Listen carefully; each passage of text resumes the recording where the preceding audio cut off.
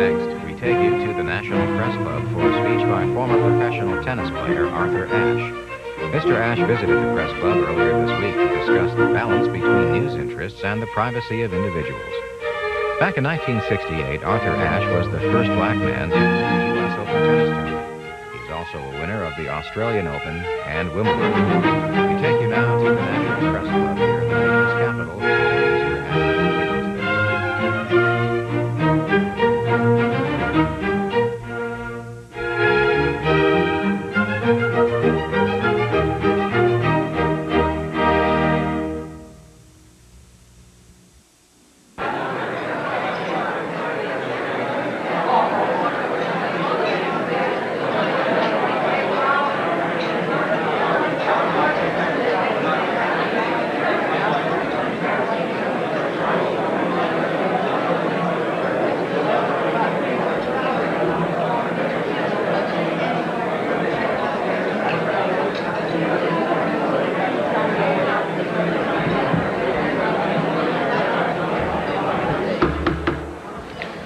Good afternoon and welcome to the National Press Club. My name is Gregory Spears and I'm president of the National Press Club and a Washington correspondent for 3 Knight Ridder newspapers in Florida, the Braden Herald, the Tallahassee Democrat, and the News of Boca Raton. I'd like to welcome my fellow club members in the audience today, as well as their guests, and those of you who are listening to this program over one of the more than 400 national public radio stations or watching on one of the 4,200 cable systems affiliated with C-SPAN. Before introducing the guests at our head table, I would like to remind our members of some coming events. This Thursday, May 28th, Lester Thoreau, an economist from MIT and author, will be here. On June 1st, former President Gerald Ford will speak. On June 5th, Senator Daniel Patrick Moynihan of New York will be here. And on June 11th, Senator Bill Bradley of New Jersey will join us. Audio and video tapes of Press Club luncheons are available through the National Press Club Library or by calling 1-800-952-TAPE. I'd also like to remind our guests here today that if you have any questions for our speaker, and I know you will, please write them on the cards provided at your table and pass them up to me, and I'll ask as many as time allows. I'd like now to introduce our head table guests, and I ask them to please stand briefly when their names are read. I also ask the audience to withhold applause until I've read all their names. Beginning at my left and your right, Susan King, news anchor of WJLA-TV. Roy Gollop of the Knight Ridder Tribune Graphics. Mary Hager of Newsweek magazine. June Osborne, Dean of the School of Public Health of the University of Michigan and Chair of the President's Commission on AIDS. Donald Graham, publisher of the Washington Post. Skipping over our speaker for the moment, John Peterson, the chairman of the National Press Club Speakers Committee. Eleanor Clift of Newsweek magazine and the McLaughlin Group, and the member of the National Press Club Speakers Committee who organized today's luncheon. Donald Dell, chairman and founder of ProServe. Gloria Borger, assistant managing editor, U.S. News and World Report. Reginald Stewart, assistant editor, Knight Ridder Newspapers and vice chairman of the National Press Club Speakers Committee. And Marlene Simmons of the Los Angeles Times.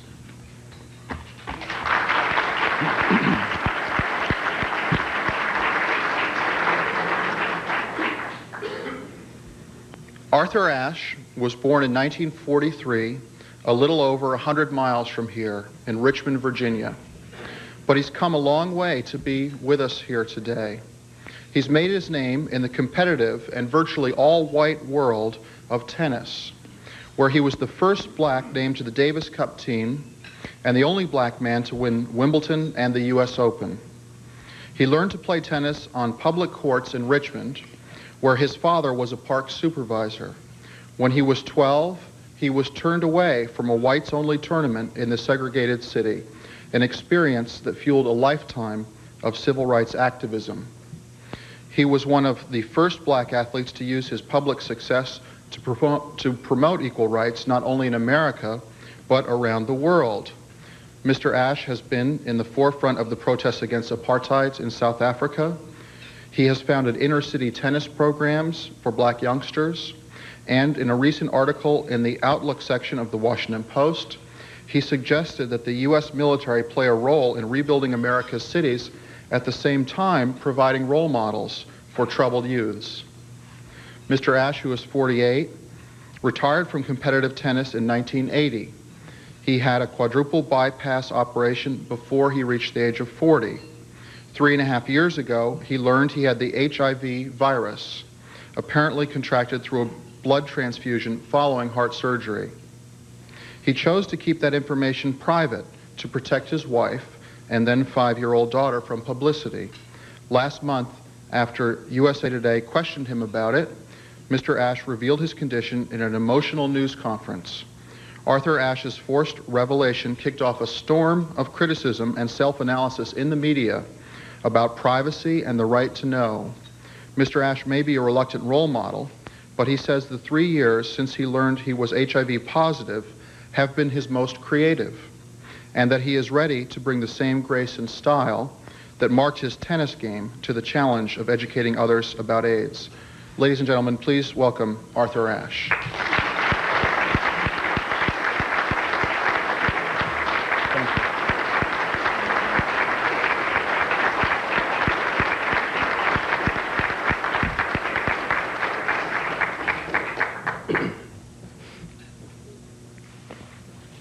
Thank you for that kind introduction and for the warm hand I received walking in the front door. That was very unusual. I assume that you do that for everybody, even Dan Quayle. No way? I didn't say that. I had a little idea that I would ever returned to the National Press Club since my first appearance here in July '74. This is not my first appearance at the National Press Club. The primary subject of that session almost 18 years ago was my first trip to South Africa in November 1973. South Africa is certainly now on its way to majority rule, however haltingly. I feel I have played a small role in that evolution, but there is still quite a bit to do. Other hot topics at the time of my first appearance here in '74 included the feminist movement, which Billie Jean King never lets me forget about,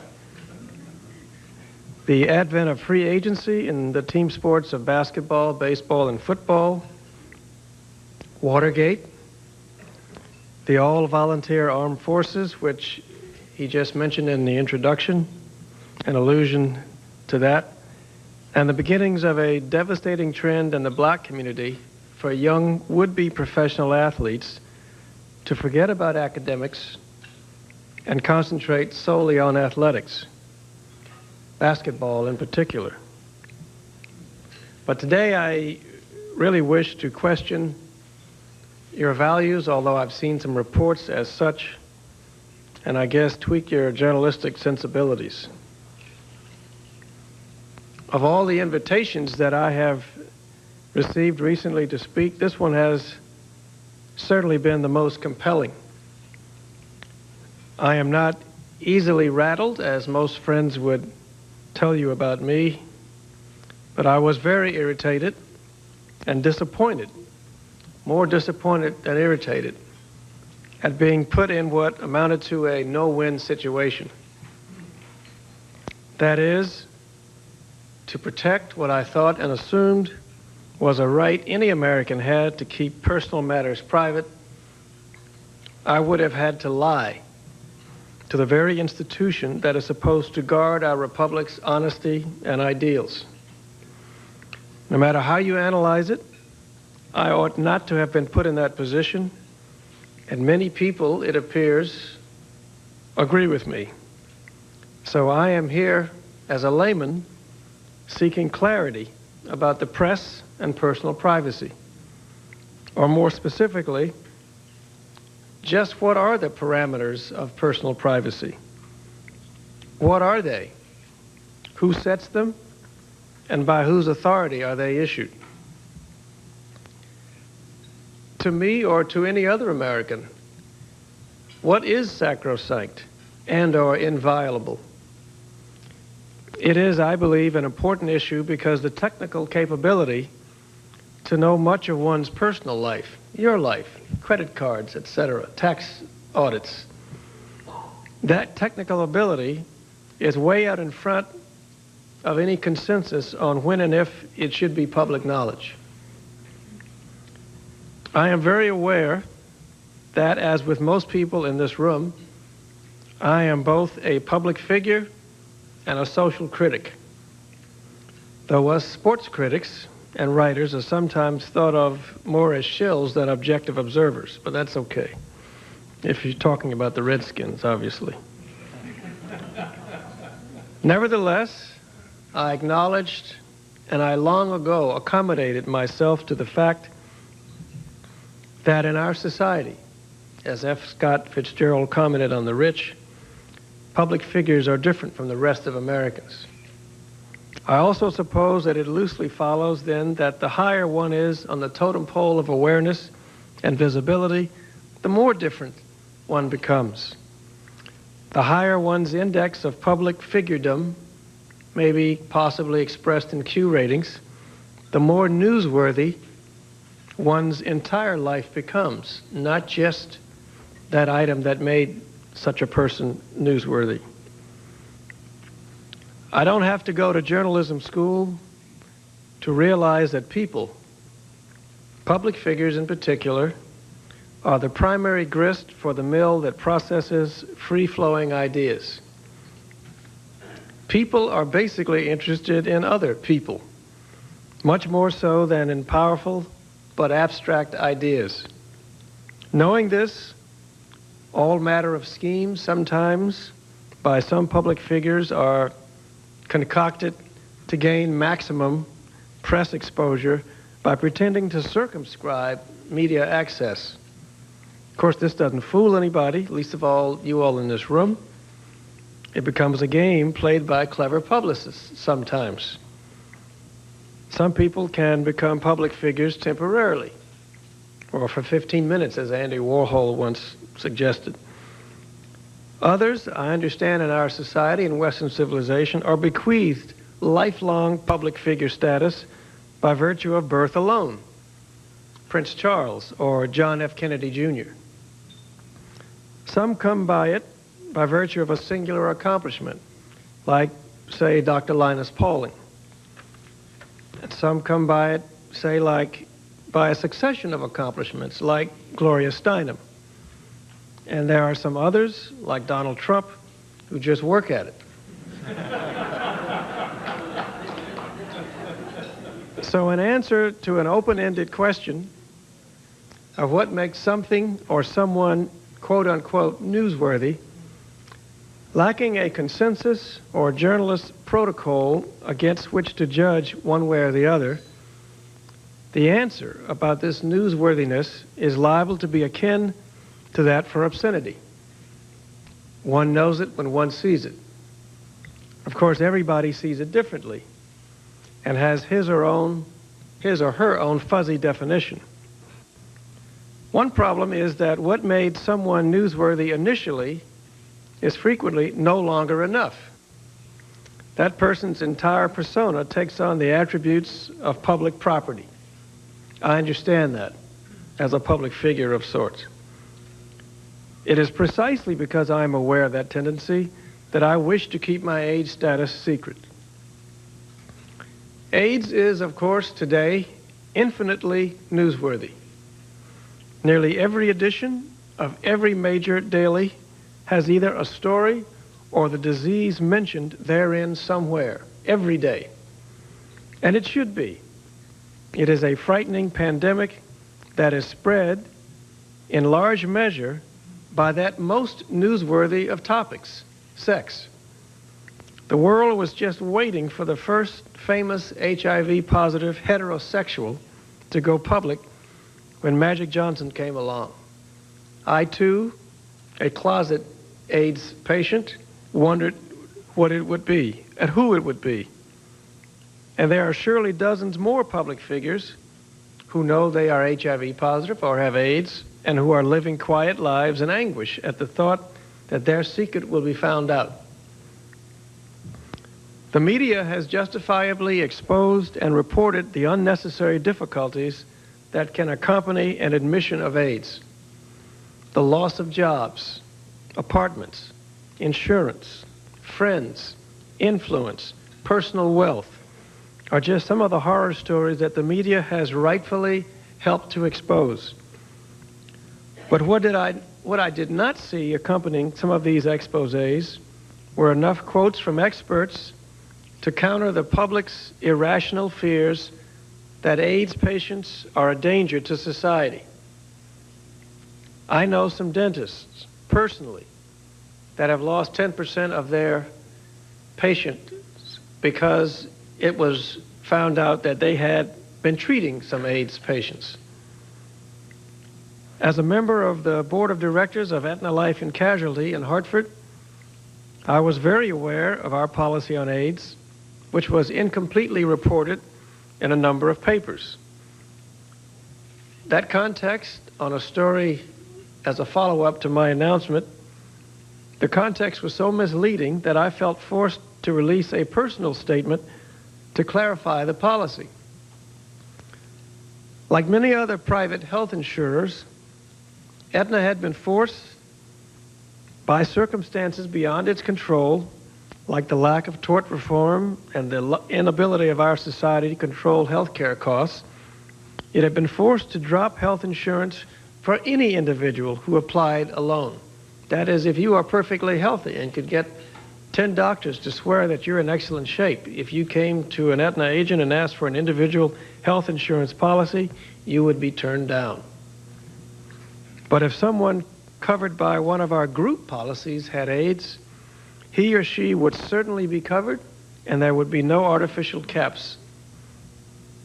I should know, for I am covered by an Aetna group policy, and I am reimbursed to the extent allowable. During that same 1 or 2 day period, I was watching Bill Dwyer of the Los Angeles Times sports department on CNN.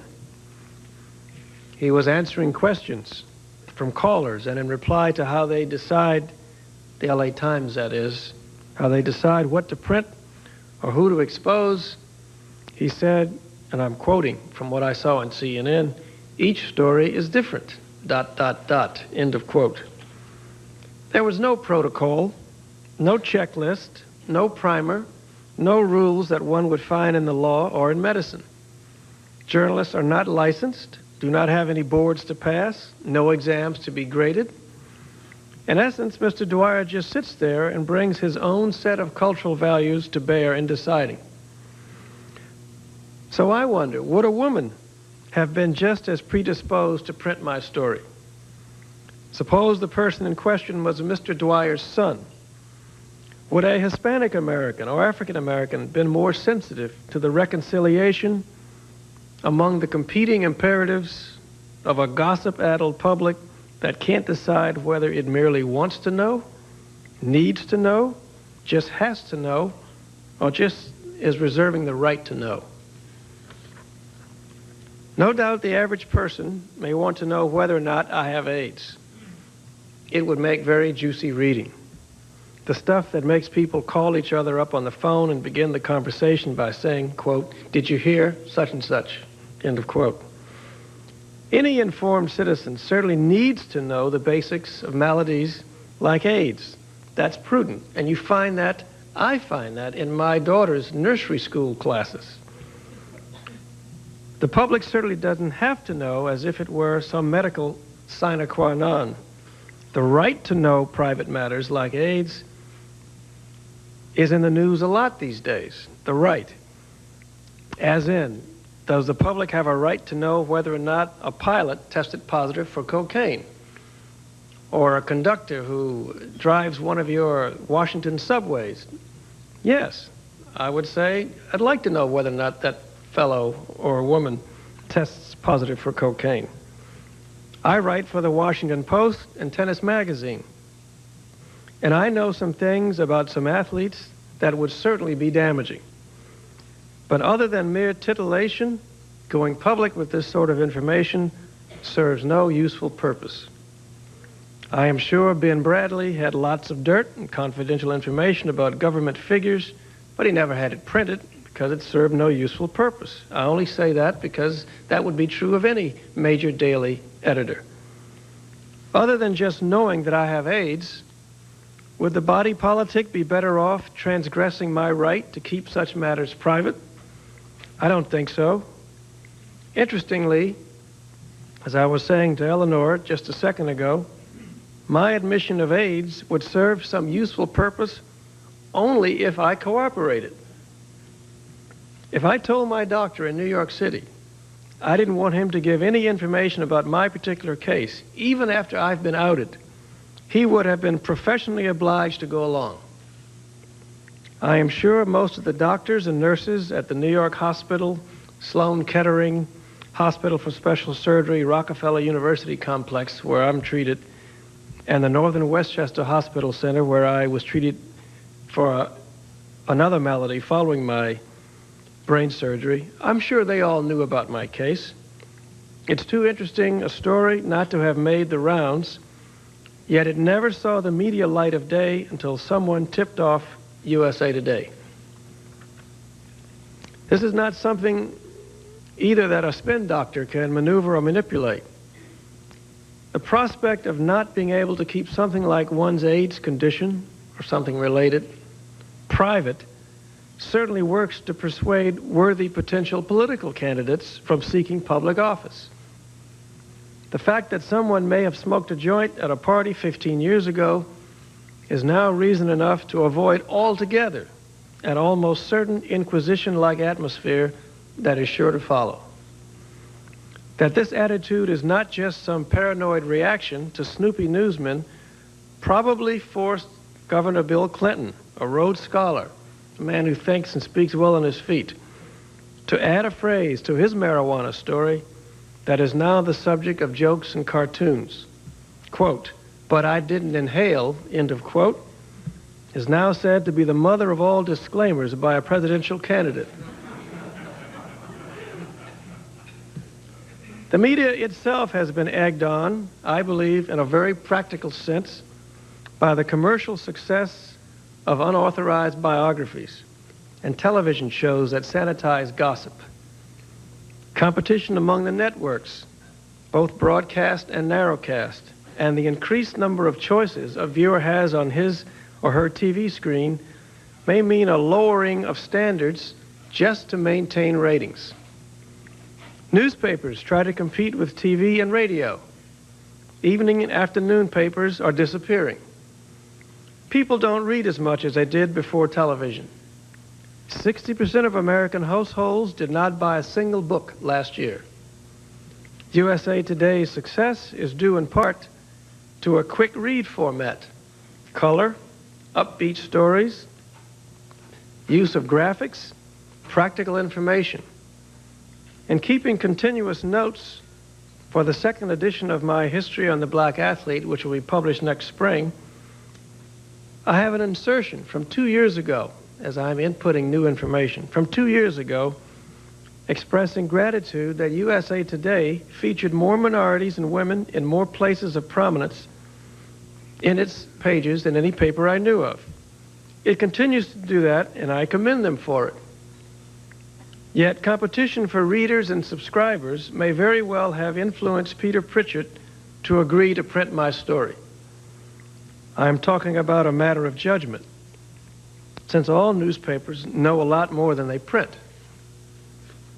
The print media has a serious credibility gap, in particular, and I can say this with certainty, among minority Americans, black Americans in particular.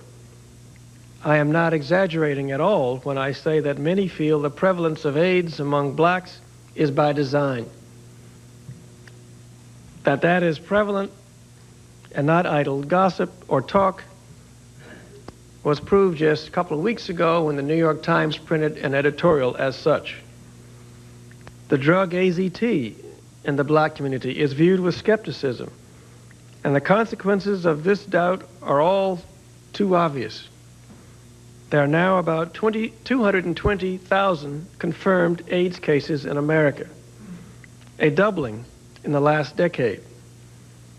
31,000 of the 100,000 most recent AIDS cases are black, a higher percentage than the 27% of the first 100,000 cases. For us African Americans, it is the 9th leading cause of death, and climbing. Most alarming are the estimated cost to society of around $10.4 billion on just American HIV-infected people alone 2 years from now. That's the projected cost of treating AIDS patients in 1994, $10.4 billion. Worldwide, by the year 2000, the mothers and or parents of more than 10 million children will have died from AIDS.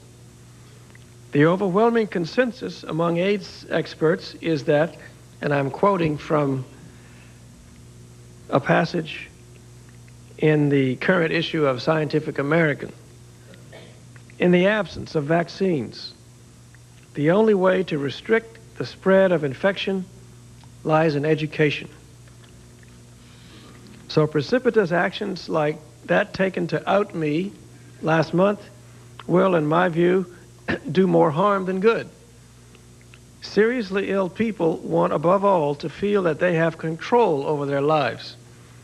The control I had over my and my family's life was substantially reduced when I was forced to go public. It is precisely the prospect of seeing one's entire persona on display, public display. That prospect will keep other HIV-positive people from coming forward. I would hope that the so-called newsworthiness of that story will be tempered in the future with sensitivity. Thank you.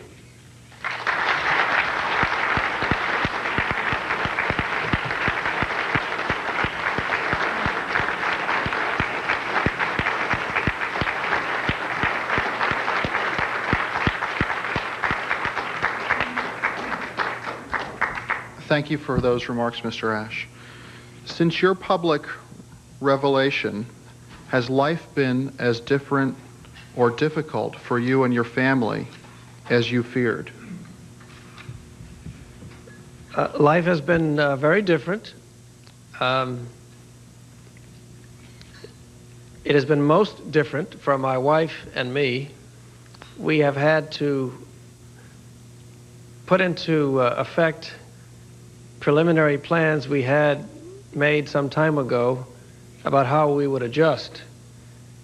Originally, we had 3 plans that we felt that we could adapt to as quickly as possible. Plan A was to go public when I felt like it and when I felt the time was right. It would have been a voluntary admission at the right forum, at the right time, with a lot of preparation. Plan B was what actually happened. Faced with the imminent prospect of the media revealing it, to try to get the media to hold off for me to put the best light on things. Plan C would have been the worst alternative, and that would have been simply reacting to something that we saw in what we thought would be one of the tabloid papers. And so I guess the fact that we wound up with Plan B is better than C, but not as good as A. But certainly the one that we most worried about was our daughter. We hadn't really told her much of anything. She knows that Daddy doesn't feel well sometimes. And I have made it a point, as you may have read in some places, to take her with me when I go to the doctor to have my blood drawn. She puts medicines in my mouth. I'm trying to get her to see that she is helping to take care of me. And she likes that. Daddy likes it too. But other than that, my mailbox is jammed. I guess the only real negative impact has been the reaction from some AIDS advocacy groups.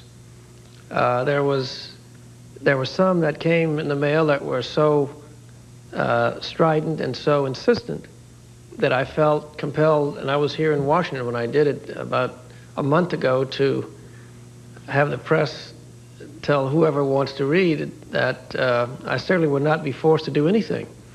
And no one was going to force me to come to this event or to march in that protest or to carry this picket sign or to pick this organization or make that phone call.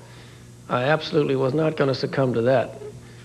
And there was one person in particular whose comment that I saw, Larry Kramer, which was a real turnoff. But I understand it because I had been following his comments before. But I don't really think that's going to influence what I do one way or the other, but it certainly showed the extent to which people felt very intensely about it. A couple of people wanted to know how you tried to keep it. When USA Today when the editor of USA Today called you, or the reporter, could you have told him no comment or words to that effect? Would you have been able to sustain that position in succeeding months or years? Or could you have voluntarily told them and asked them not to print it? My wife and I had gone through this before, and I had experience of dealing with tricky questions from the press. Athletes get those every once in a while. The one thing I knew I could not say, even on the phone, and ask it to be kept confidential, was to say, yes, I was HIV positive or I had AIDS. Once you say that, they will find a reason to print it. And Mr. Polachinski, inasmuch as said so, when he told me on the phone that USA Today has a policy of not printing any story in which the facts cannot be corroborated or verified. They had received the tip a few days before and had called a bunch of my friends, but not me, to find out if it were true. And I'm pleased for me to say that whoever or whatever group of friends were called or contacted said nothing. And so they were left that Tuesday afternoon with no corroboration. But in my mind, the damage had already been done. The air was so thick with the prospect of the story being imminently published that I felt I had no chance but to go to Plan B, as I described to you a few minutes ago. Practically speaking, I think anybody would agree that once a rumor is reaches that critical mass, sooner or later somebody is going to want to print it. And then I cynically think that, oh, now it's a matter of who gets the scoop. And so even that, I think, would force papers maybe to bend their rules a little bit, human nature being what it is. But I can say, yes, I was surprised the next morning when I got up real early, went across the street to buy USA Today, figuring that I would see the story in print, and it was not there. Questioner says, a number of sports writers, including your good friend Frank Deford, knew about your HIV status and elected to keep it secret. When that was disclosed, other members of the media, this questioner says, harshly criticized them, supposedly for dereliction of journalistic duty. How do you feel about that criticism?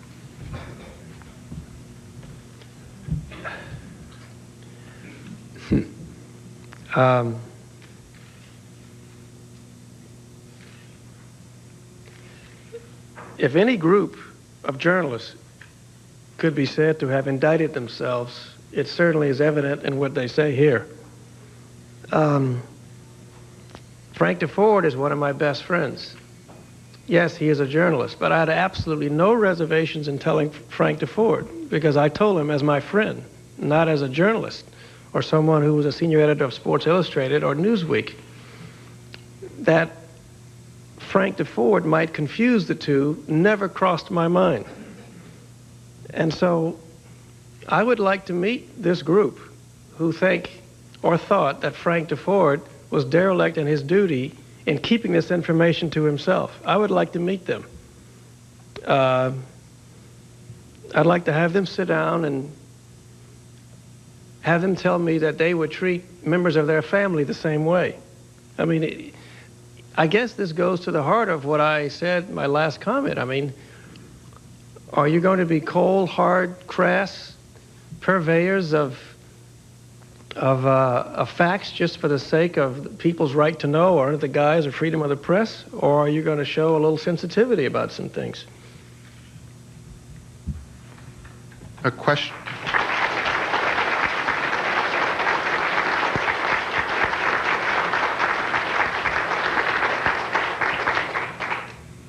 A questioner wants to know, under what conditions, if any, would it be appropriate for the media to report an AIDS diagnosis?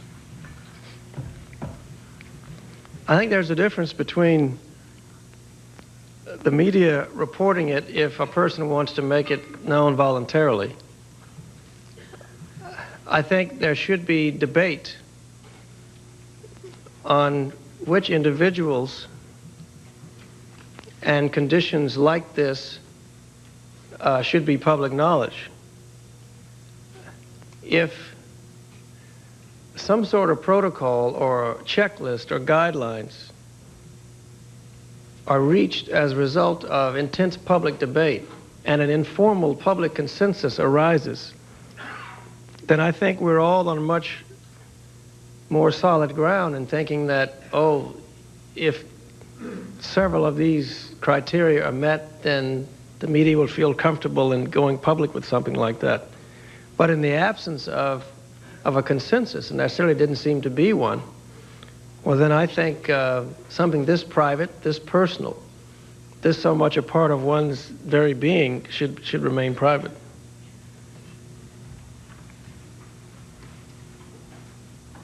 You spoke of confusion among the media, and I guess this question gets to that. How can you use your public figure status to pursue a public agenda when it comes to the issues that you choose, and not be a public figure when it comes to your health in an equally controversial manner? I got to read this again. How can you, what's this word? That's the confusion between your duality, that you're a public figure on some issues, but not on this one. And how can you have it where you advance an agenda in apartheid or sports and not on this other way? I don't see that the two are mutually exclusive. But somebody asked it.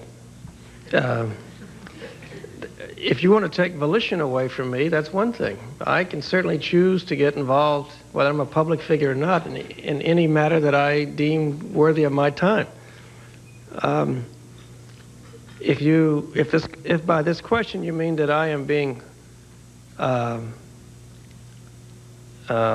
selective in a very personal way, you're absolutely right. Just as I am sure that there are some things that everybody in this room feels strongly about that may be of a personal nature, yet you may want to get involved in the public debate about. I happen to have chosen apartheid because it directly involved me, as an example.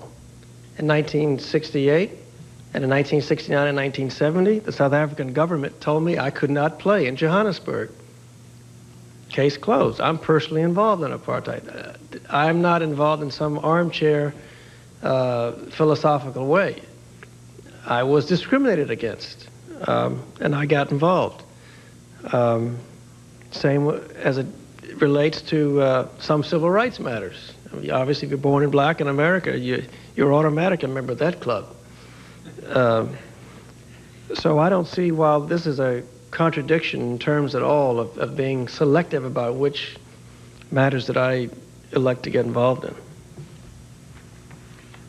Would you apply the privacy standard even to individuals who hold a public trust, the president, for example, people aspiring to be president, or other elected officials?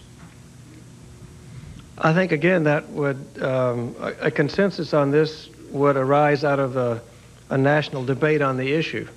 And a national debate would take place in the press, among public advocacy groups, in the Congress, here at the National Press Club, among the umbrella organizations whose duty it is to sort of provide a consensus on these matters. Yes, but there's certainly some positions of public trust, from the president down to the conductor of the subway on the way out to the airport. Yes, there are some things that I think for which there is a compelling need for the public to know. But if that arises after the result of a debate, then I think we feel better about it. We've all had some input. Now that it is a matter of public record that you have the HIV virus, what impact do you think this has had on public thinking about AIDS? From what I read and from what experts tell me, the thinking on AIDS was circumscribed in large measure in the early 80s because various institutions that typically would jump in on something with both feet did not do so. The church was even slow in reacting. The primary victims were gays and HIV drug users. And I do believe that, since I watched part of this, even though at the time I did not know I was HIV positive, that we were slow to react when the medical evidence was so compelling. But since there has been a leveling off of the incidence of new AIDS cases among middle-aged and older homosexuals, although younger gays are now starting to turn up HIV positive in alarming numbers, the disease, so I am told, will be largely, 50 years from now when they look back on it, a malady concerned with poverty, poor minority neighborhoods, and a lack of, as the Harvard School of Public Health article mentioned, a lack of public awareness as to how one can contract and how one cannot contract AIDS. Magic Johnson certainly helped change the public image of a person who is HIV positive. Heretofore, you probably thought of that gaunt, of a gaunt Rock Hudson, or Ryan White, or Kimberly Bergalis testifying at Congress. But Magic Johnson was the first robust, heterosexual, HIV positive person. Says he's going to play on the U.S. Olympic basketball team. I mean, that is going to change the way the public views somebody, or the possibilities of somebody who is HIV positive. It doesn't look so dire anymore. So obviously, I think someone like myself would also help in that vein. I hope, obviously, to get people to realize more correctly exactly what the real facts are. How is your health today, and how do you maintain it? My health today, what's today, Tuesday? Yes. Today it's pretty good. Like most AIDS patients, I guess the first thing I would say about that is I didn't think I would be here now. I remember when I first found out that I had AIDS back in September '88, and reading everything I could get my hands on about it, as I did when I had my heart attack in '79. There was a rather sobering statistic thrown around in most of the articles, and it said that once a person is diagnosed of having clinically defined AIDS, 9 out of 10 of them are not around in 3 years. And so when you read that, and I'll also remember very graphically the former Surgeon General on TV, C. Everett Koop. I'll never forget it. He, in a very stern tone of voice. He, I think, wanted to put false rumors to rest when he said, and I'm paraphrasing a little bit, although I remember the incident, he says, people who are HIV positive or infected with the AIDS virus will die. And he said it just like that, with an air of finality and authority, because he was a Surgeon General. Obviously, knowing that in September '88, you start to be very sensitive to the warning signs that will pop up as I'm nearing 3 years. I used to ask my doctor in New York every 3 months. I would ask him, I said, well, how much time do you think, or do you think I'm going to be, how sick do you think I might be in 3 months? I decided I was going to do this once a quarter. I just started to realize that I wasn't sick. I was feeling all right. But then as I was coming up upon 3 years, I'm just sort of waiting for things to happen. And I finally just realized that the doctors just didn't know. Not enough information had been analyzed. Their experience was such that they had just loosely made some predictions that had too high a margin for error, so to speak. And so, but I remember I would do some things which led me to believe periodically that I wouldn't be around to see the next cycle. I remember last year when I left Wimbledon, my last day at HBO when we did the summary show on HBO, and then got on a plane to come back to watch it the same night. I remember taking, with my daughter, what I thought would be maybe one last trip around Wimbledon, not thinking I'd come back again. But I'm going back in about a month. I'll be back and happy to be there. But it's the prospect of having to, in a practical way, sort of live your life like that, that after a while I just started to say, oh, the hell with it. I'm just going to try to accept the fact that the doctors don't have all the answers, and that I might be an exception, but I will wallow in it if I am.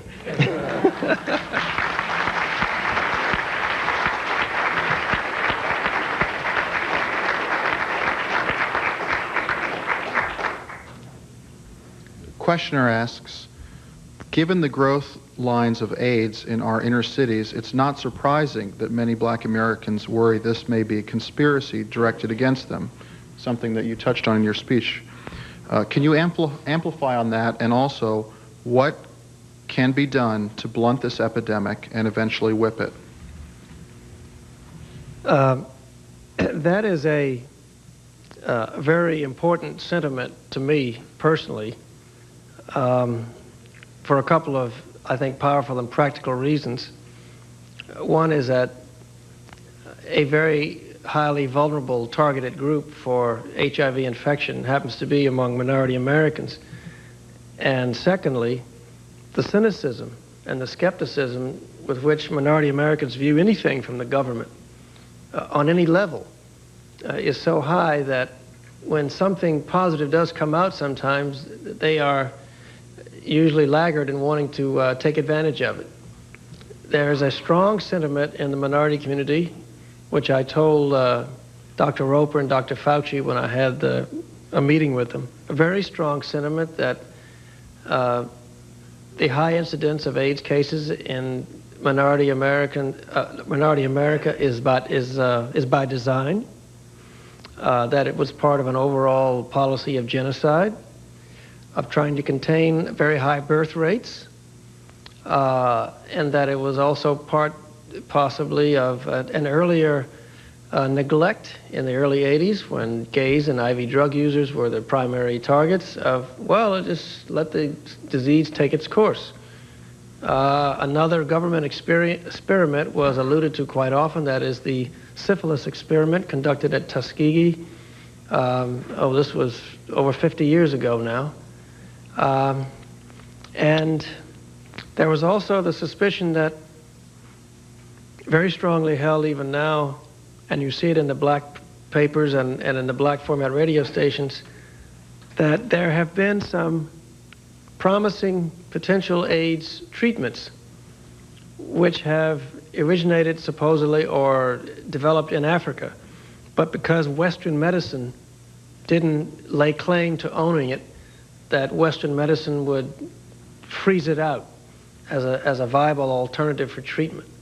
You may think that sounds silly, but I'm telling you, and I'm not exaggerating up here, a lot of people believe that to be the case, and you'll hear it on black format radio stations and see it in the black newspapers every week.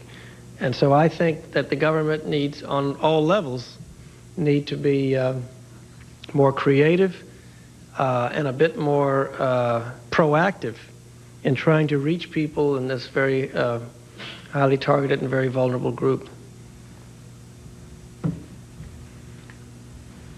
The second half of that question is, what can be done to blunt this epidemic and eventually whip it? Well, I take that answer right from the experts and their opinions that I read in all of the periodicals and journals that I do get to keep up with this, and almost all of them say that the key to this is education, but not in a conventional sense, not just classes in schools, but you have to make greater use of community groups in minority communities, churches, Boys and Girls Clubs, Boy Scouts, Girl Scouts, setting up kiosks at basketball courts. Just get a little mobile van and put it beside some public parks. At every turn, the billboards with messages need to be as omnipresent as that for alcohol. You need to invite prominent people to speak to certain groups. There is a continuous program of education in the schools, but that needs some practical application as well. Even with Mr. Graham sitting here, we just cannot rely on the newspapers to deliver the message because, as I said, not as many people read as it used to be the case, and even with a paper like the Post, there are some people, again, who may not believe it when they read it. That's just the way it is sometimes. A questioner says that studies at UCLA indicate failure rates of 8 to 14% in even the best quality condoms. Are you concerned that distributing condoms to students in D.C. and other cities, as is proposed, will, given their high failure rate, encourage sexuality and increase the number of AIDS cases? Is abstinence the best policy? Well, abstinence is certainly the best policy. That's obvious, but practically speaking, it doesn't work very well. Never has, probably never will. I recently spoke with Dr. Irvin Chin, who is the director of UCLA's AIDS Institute, because I attended UCLA, and I've asked, and he agreed, that he be a resource for me to gain information or expertise on certain matters. Yes, the figures that I had run across before here are close enough. 8 to 14% failure rate for condoms. Figure I'd seen most of the time was 18%, but that's close enough. You have that clash of, I don't know, Judeo-Christian moral precepts about the propriety of distributing condoms. In New York City, where there is a large AIDS caseload, even just this week, the independent schools got into it, meaning the private schools in New York were debating whether or not they should be handing out condoms to thwart the prospect of AIDS, even though theoretically the incidence of AIDS among teenagers from upper middle class families is very, very low. But Cardinal O'Connor is staunchly against it. And One other fact popped out in the discussion about condoms and their failure rate. It seems it is not enough, even though condoms are passed out in New York City on demand in high schools, it is not enough just to pass them out, because in follow-up studies that monitor the effectiveness of it, a third to almost a half of the students said they never used them. So even after you pass them out, if you don't use them, well, then you're not doing much good with it. But certainly there will be a continuing debate, and I don't see any lessening of the intensity of the debate about the morality of passing out condoms, even if it is to try to prevent something as dire as this. A questioner asks, do you intend to directly address homophobia in the black community or in the general community as an obstacle to AIDS education and prevention? I'm not sure. I might, but I would certainly do it if I did on a very factual basis. I would not shy away from it, that's for sure. I mean, the reality is that a large segment of people who are vulnerable to HIV infection and in fact have it are gay men. In fact, I plan to participate on May 31st in the Gay Men's Health Crisis March in New York City. But certainly it is a problem in the black community. It is also something now that black churches are starting to really address head-on. And self-admittedly, black churches were reticent and have been taken to task for being a bit tardy in getting involved, partially because people felt the whole issue of homophobia was very sensitive. Before I present the last question, I'd like to give you this certificate of appreciation from the National Press Club for speaking here today, and also one of our sought-after National Press Club coffee mugs. Thank you very much. The last question is, as we can see, you retain your wit and sense of humor. How do you keep your spirits up? Did you save that one for last? Yeah. How do you keep your wit and sense of humor? You have to. You don't have any choice. If I took everything, every malady, every obstacle as seriously as it may warrant sometimes, I would spend half my time in the shrink's office. I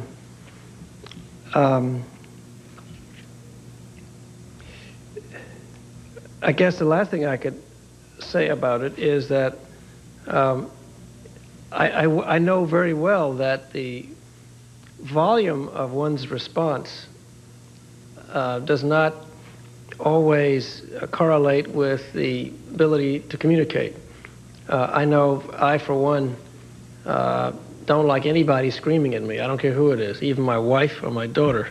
If you scream at me, I turn you off. I just literally turn you off because I cannot handle it. Maybe it's something happened in my childhood or whatever, but it doesn't work for me. But I do know that humor sometimes has a catalytic or a facilitating power to help one communicate the message that you're trying to convey. So I will certainly retain my wit and sense of humor.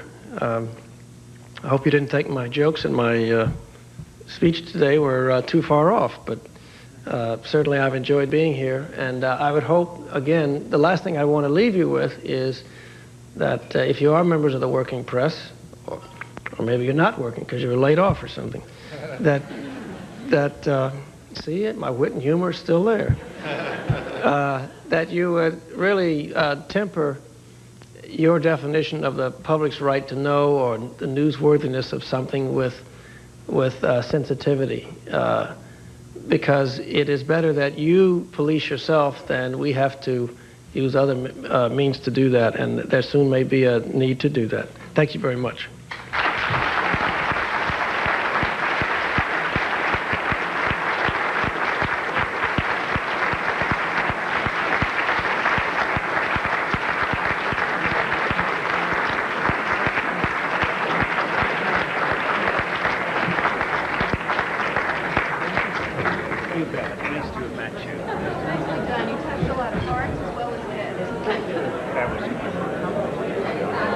I started. Did you write it? That's right. Well, that was Really well done.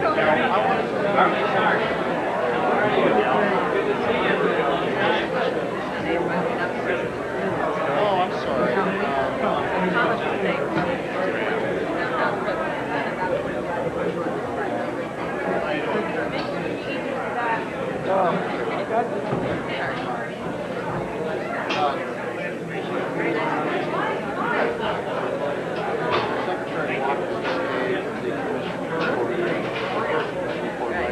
That was a presidential election. For a transcript of this National Press Club speech by Arthur Ashe, please send $5 to C-SPAN Transcripts in care of Typewriter Incorporated. Post Office Box 885 in Lincolnshire, Illinois. The zip code is 60069.